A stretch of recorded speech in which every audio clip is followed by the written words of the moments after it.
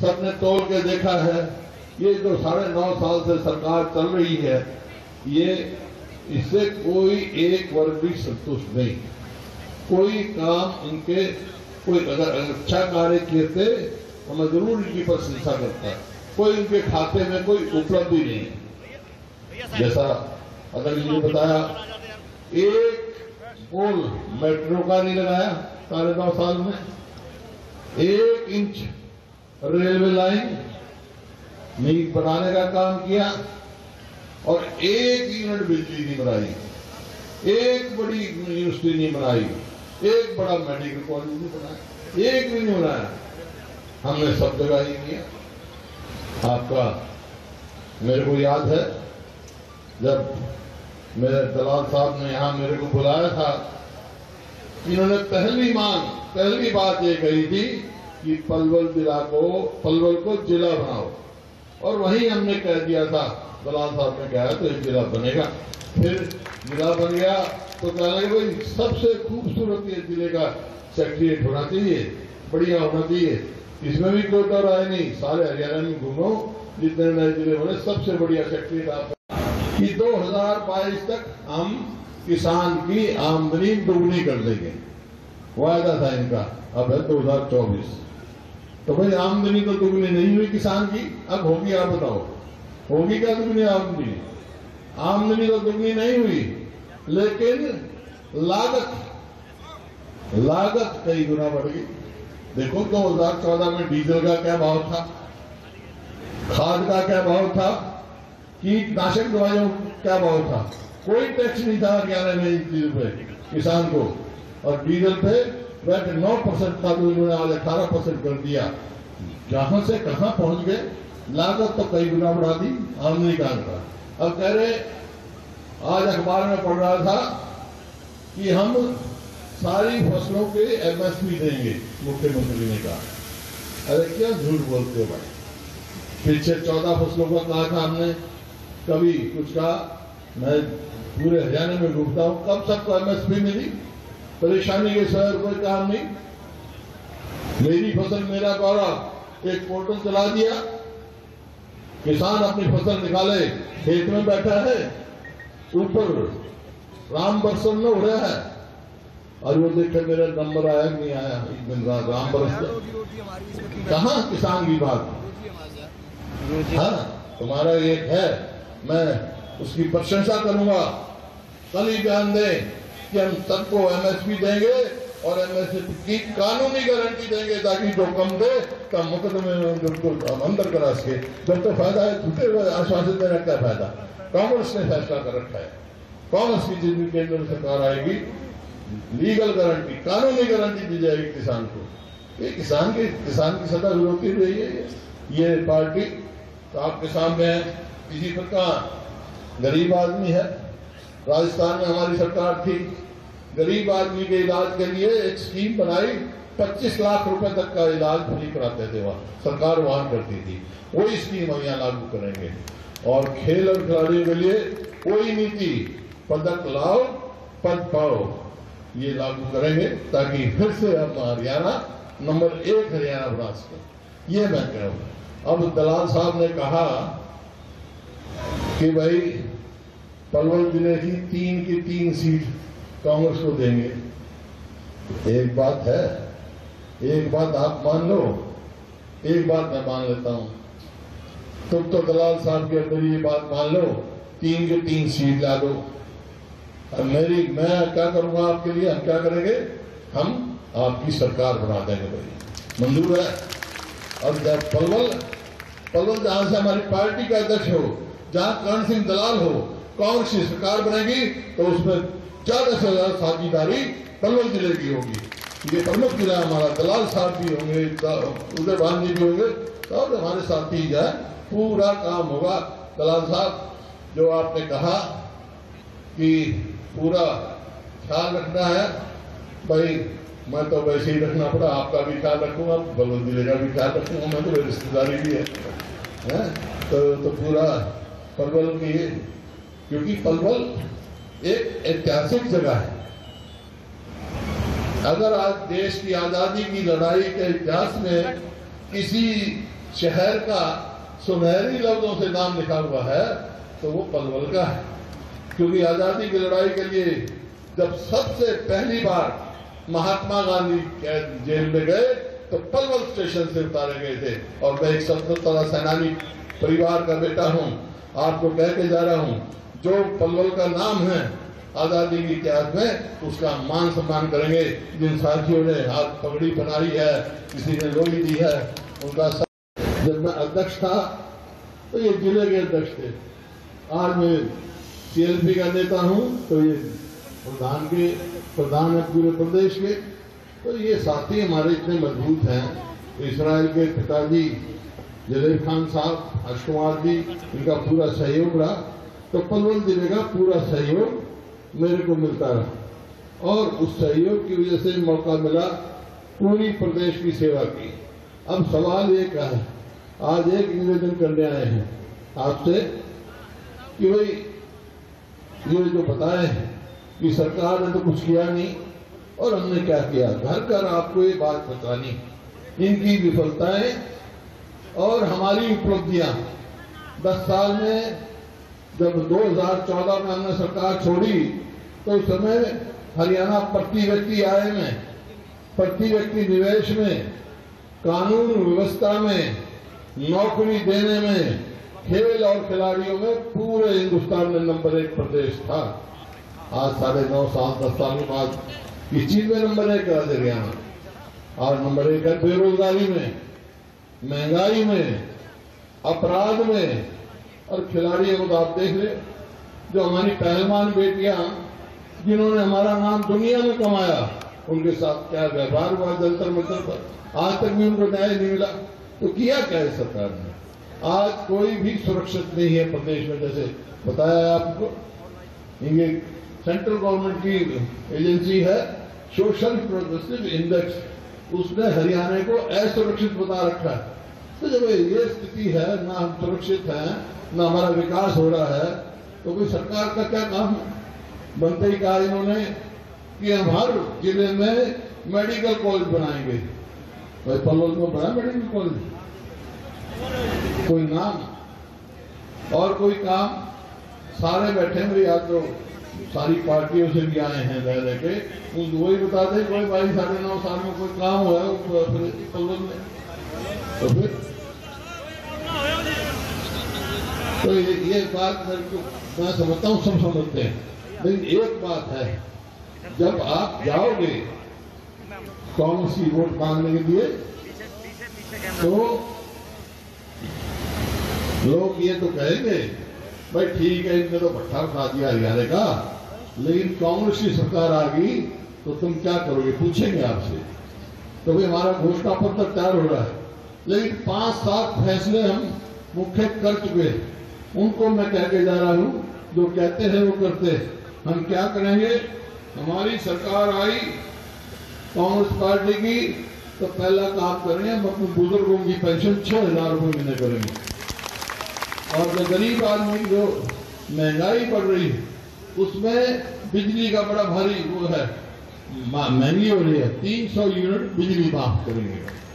और gas cylinder जो है 400 का था आज हमारे समय में, और अब 1000 इसको पार कर गया। कांग्रेस की सरकार आएगी तो 500 रुपए का गैस सिलेंडर मिलेगा।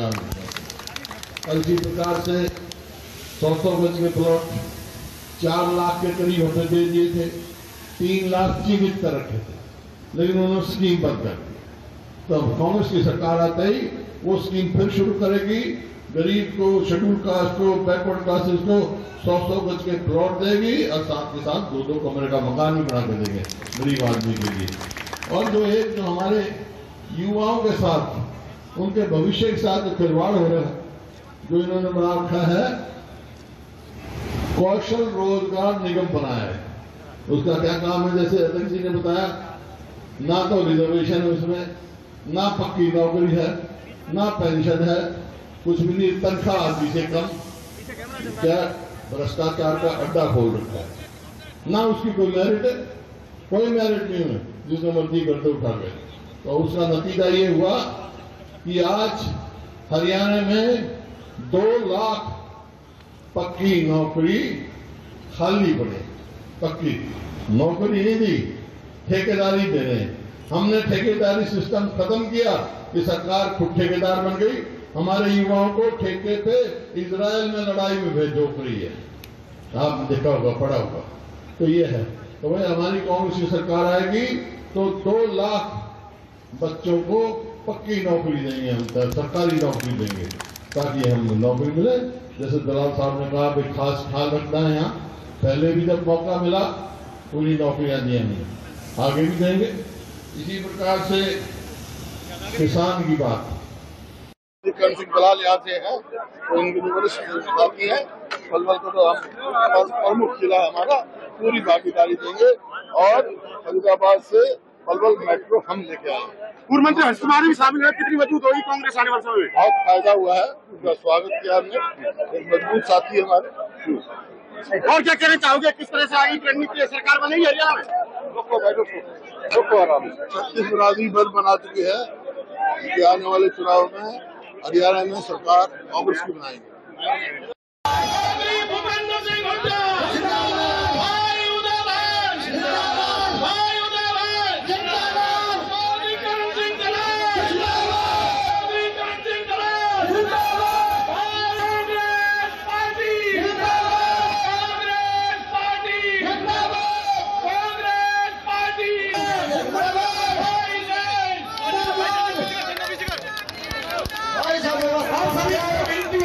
ये मन से अपना नीचे आ जाए भाई, जो भी साथ आए हैं अपना जगह स्थान ग्रहण कर ले, अपना स्थान ग्रहण करें और मंच की व्यवस्था को, की व्यवस्था के जो हमारे कार्यकर्ता है वो मंच की कार्यकर्ता देखे अपने मंच की व्यवस्था को। भाई सारे लोग ये बैठ जाएंगे सामने खड़े प्लीज। माननीय दलाल साहब का कहना है कि जो लोग ये सामने खड़े प्लीज बैठ जाए। माननीय दलाल साहब का कहना है मंत्री जी का कि जो लोग खड़े प्लीज सभी बैठ जाए कि सबके फोटो हो जाएंगे। छायाकार पत्रकार मीडिया के बंधुओं से मेरी छायाकार बंधु है, फोटो लेने के लिए वो मन से नीचे आ जाए, नीचे से फोटो लें। जो भी फोटो खींच रहे हैं मन से कृपा करके मन से फोटो ना खींचे, ये मन से नीचे आके फोटो। हाथ जोड़ करके आप लोगों से प्रार्थना कर रहे हैं कि आप सभी बैठ और आपसे हाथ जोड़ करके आप सभी से रिक्वेस्ट है कि मन पर लगे, हट जाएंगे हम, मन पर दूरी न करें। देखो सामने सब किसी को कुछ नजर नहीं आ रहा, सामने से बिल्कुल खाली करना चाहिए, बिल्कुल हटा दो सामने से भाई जितने भी हैं। छायाकार बंधुओं से हमारा हाथ जोड़ के निवेदन है, फोटो नीचे से ले लें। सामने भाई कुछ नजर नहीं आता, सामने से आप नीचे हो जाए कृपा करके। से सहयोग करके लिखी है, आइए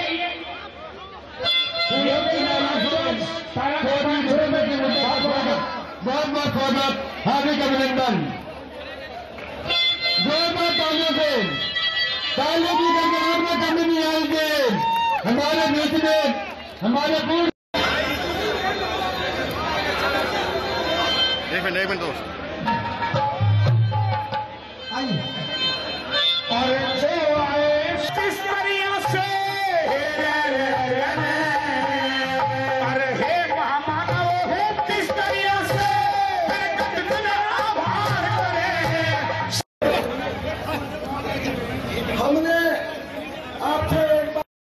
आपकी मौजूदगी में हुड्डा साहब वाले देवानी जानी करा रहे हैं, तालियां बजा करके। जोरदार तालियों से, तालियों की गड़गड़ाहट में कमी नहीं आनी चाहिए। और परमात्मा ने हमारी प्रार्थना सुनी, हुड्डा साहब ने मेहनत की, बल्कि कई लोग हमारे ऊपर हंसते। पूरे समाज की नेता है, यहाँ के नहीं नेता है, पूरे समाज की समाज के आगे नहीं नेता है। नेता अग्रवाल समाज में बहुत बड़े नेता Mahesh Babu, Bhupendra Singh charge, core chairman Vishnu Kaushik, JJP जोड़ी, भूपेंद्र सिंह नेता, चौधरी भूपेंद्र सिंह नेता,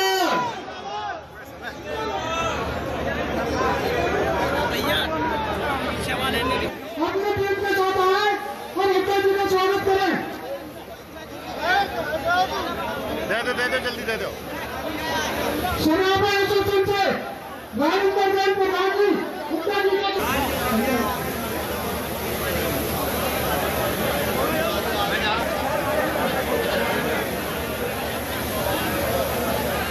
अब मैं पंजाबी समाज से निवेदन करूंगा केशव मंजाल जी के अपनी टीम के साथ 24 सामने से हट जाओ। अरे मंजा साहब आके सटो। सामने से हट नंबर 1 एसोसिएशन की तरफ से कि ये सरकार बताए कि 10 साल में इनकी क्या उपलब्धियां रही हैं। यह बताए कि इन्होंने 10 साल के अंदर क्या विकास का काम किया है। इनको बताना चाहिए कि आज बेरोजगारी में हरियाणा प्रदेश हिंदुस्तान में नंबर 1 पर क्यों है, आज महंगाई में नंबर 1 पर क्यों है, आज कानून व्यवस्था हरियाणा में क्यों ठप्प होकर के रह गई है, क्यों प्रतिदिन व्यापारियों से फिरौती मांगी जा रही है, किस तरह से 5 की एवरेज पर प्रतिदिन मर्डर हो रहे हैं, 5 की एवरेज पर प्रतिदिन बलात्कार हो रहे हैं महिलाओं के साथ, 46 महिलाओं के प्रतिदिन 46 महिलाओं के साथ छेड़खानी की और दूसरी आपराधिक घटनाएं की जा रही हैं। 96% शेड्यूल कास्ट की आपराधिक घटनाएं बढ़ी है इस सरकार में। क्यों? जो सोशल प्रोग्रेसिव इंडेक्स, जो सामाजिक सुरक्षा सूचकांक है मोदी सरकार का, उसने हरियाणा को सबसे असुरक्षित प्रदेश क्यों बताया है। ये पूछने की जरूरत है कि क्या कारण है कि 30 बार हरियाणा के अंदर पर्चे लीक हुए हैं, उसके लिए कौन जिम्मेदार है। क्यों हरियाणा स्टाफ सिलेक्शन कमीशन के चेयरमैन और उनके 8 अधिकारियों को सस्पेंड होना पड़ा। क्यों हरियाणा पब्लिक सर्विस कमीशन के अधिकारी को करोड़ों करोड़ों की रिश्वत के साथ पकड़ा गया। किस तरह से हमारे युवाओं के साथ धोखा हो रहा है। क्यों हरियाणा के अंदर 2,02,000 सरकारी पद खाली पड़े हैं। क्यों इन्होंने कौशल विकास रोजगार निगम में खुद सरकार ठेकेदार बनकर के रह गई है, और वहां पर जिस तरह से हमारे युवाओं का शोषण हो रहा है, हमारे युवाओं के साथ में जिस तरह से जो नौकरी व्यक्ति है उससे आधे पैसे में, अगर तनख्वाह वहां पर 40,000 होनी चाहिए तो 20,000 में, और अगर तनख्वाह 25,000 होनी चाहिए तो 10,000 में बच्चों को लिया जा रहा है। ये पूरी तरह से धोखाधड़ी का है, ना मेरिट है ना रिजर्वेशन है।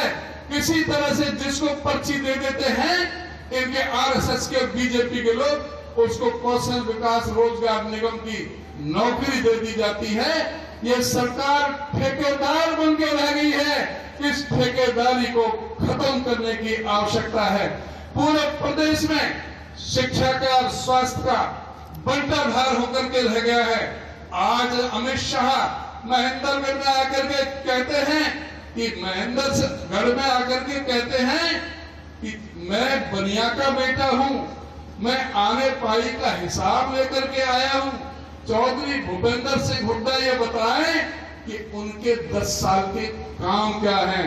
अरे अमित शाह जी, तुम कैसे बनिया के बेटे हो, तुमका तो हिसाब भी लगाना नहीं आता। आप पहले ये बताओ, आप महेंद्रगढ़ में कह रहे थे, आप महेंद्रगढ़ में अपने भाषण में कह रहे थे कि भारतीय जनता पार्टी की मोदी सरकार ने खट्टर सरकार को 10 साल में 259 लाख करोड़ रुपए दिए हैं मदद के रूप में। अब आप हिसाब लगाओ, 259 लाख लिखो, आगे 7 बिंदी लगाओ करोड़ों की, 259 लाख करोड़। अरे माशा जी, अमित शाह जी, ये तो बताओ, हिंदुस्तान का बजट तो 48 लाख करोड़ का, और तुम हरियाणा को मदद दे रहे हो 259 लाख करोड़ की। अरे झूठों के बादशाहो, अरे जुमला बाजो, आपको शर्म आनी चाहिए। आप काम देखने जाते हैं, बताओ कि मेट्रो कौन लेकर के आया था दिल्ली से बल्लभगढ़ तक, दिल्ली से गुड़गांव तक कौन लेकर आया था, दिल्ली से बहादुरगढ़ तक कौन लेकर आया था। अगर कोई मेट्रो 81 किलोमीटर के लेकर आया था तो शख्स का नाम चौधरी भूपेंद्र सिंह हुड्डा है। आज ये कहते हैं मेट्रो में 26 जनवरी 2016 को मनोहर लाल खट्टर ने कि फरीदाबाद से गुड़गांव की मेट्रो मंजूर कर दी गई है। इस पे 5,900 करोड़ रुपया खर्च आएगा। इस मेट्रो लाइन में 12 स्टेशन बनाए जाएंगे और ये मेट्रो फरीदाबाद से गुड़गांव 2021 तक संचालन हो जाएगा। अब इन झूठे लोगों से पूछो कि 2016 से 24 हो गया, 8 साल में एक 8 आने भी, एक फूटी कौड़ी भी इन्होंने कोई बजट में प्रोविजन किया और उस दिशा में कोई काम किया हो। और इन जुमलेबाजों की करतूत को देखो। उसके बाद भोजपुरी में आकर के कहते हैं कि बल्लभगढ़ से पलवल की मेट्रो मंजूर, 24 किलोमीटर की बनेगी, 8 स्टेशन बनेंगे, 180 करोड़ प्रति किलोमीटर खर्चा आएगा। अरे जुमलेबाजों, ये बताओ कि कहीं आपने हरियाणा का नाम कोई बजट में पढ़ने को मिला है? अभी अभी इस मोदी सरकार का बजट जो आया है, क्या उसमें हरियाणा नाम शब्द पढ़ने को आपको मिला है? इन लोगों ने सिर्फ झूठ बोलने का काम किया।